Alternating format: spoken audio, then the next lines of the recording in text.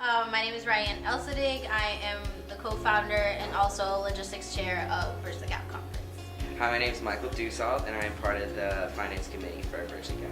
Hi, my name is Janine Hernandez. I'm one of the co-founders for the Bridge the Gap Conference, and I am the chair of public affairs and marketing. Hi, I'm Vita, and I am the chairperson of finance on the founding executive board for Bridge the Gap, and we're really excited to be here.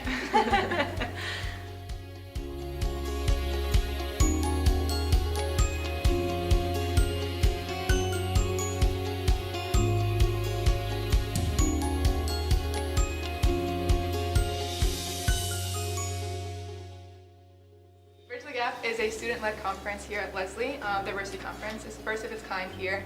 And we really are focusing our audience on attracting activism and advocacy through the arts. So something that we really thought about when we were designing our conference was what makes it stand out and different from other conferences.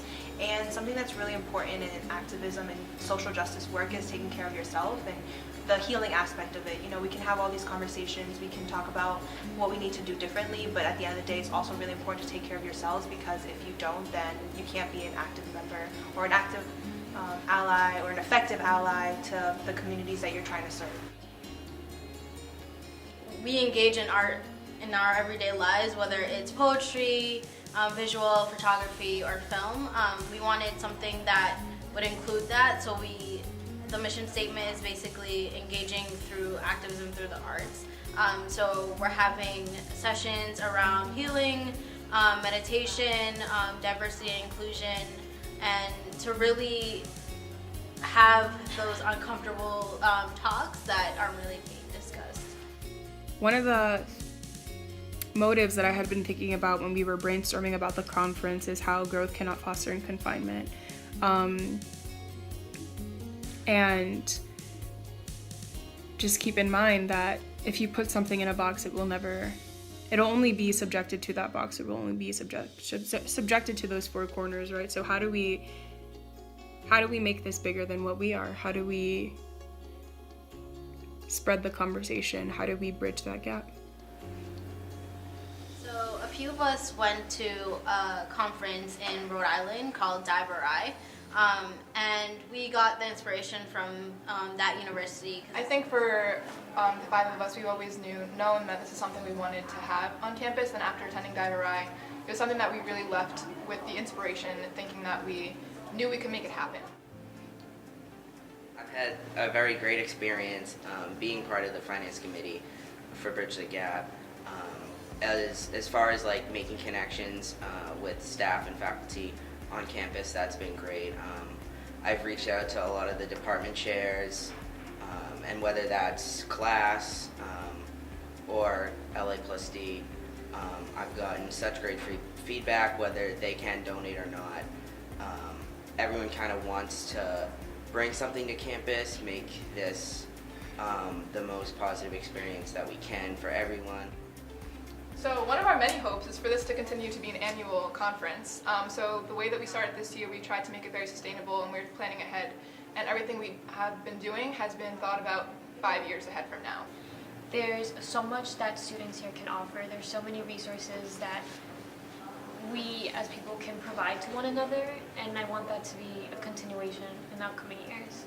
Individual hope would be proactive activism, because I feel like Lesley has this tag of social justice, but we aren't really being proactive about it. So one of my hopes is to have students who attend this, either faculty or outside folks from Lesley, try to really engage and also take what they learned outside of it. We spend a lot of time really thinking about who to bring, who's going to fit in with the mission of our conference, who's going to be a good fit, who really embodies social activism, but also through the arts.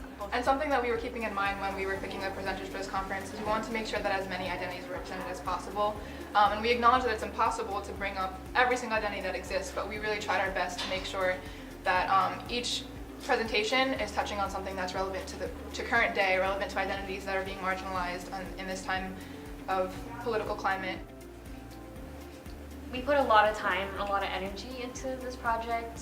We were planning it for almost a year now, and And we always talk about, meeting people and having everyone come together and seeing the presentations and hearing the conversations happening. And that is what I'm looking forward to the most, because that is why we really put the conference together. We're really excited for the Self-Care Expo. I think it's going to be a really fun event, and we are hoping that people, do the work, engage in the dialogue that is not always as easy, but still have space to have fun and network. I'm excited for a lot of things. Honestly, we've been playing this so much, and I just can't help but think that people are going to be lit. I think one of the purposes is also to learn, but also unlearn a lot of things. Unlearning is not necessarily a negative thing. I feel like there can be a lot of positive things that can come out of unlearning.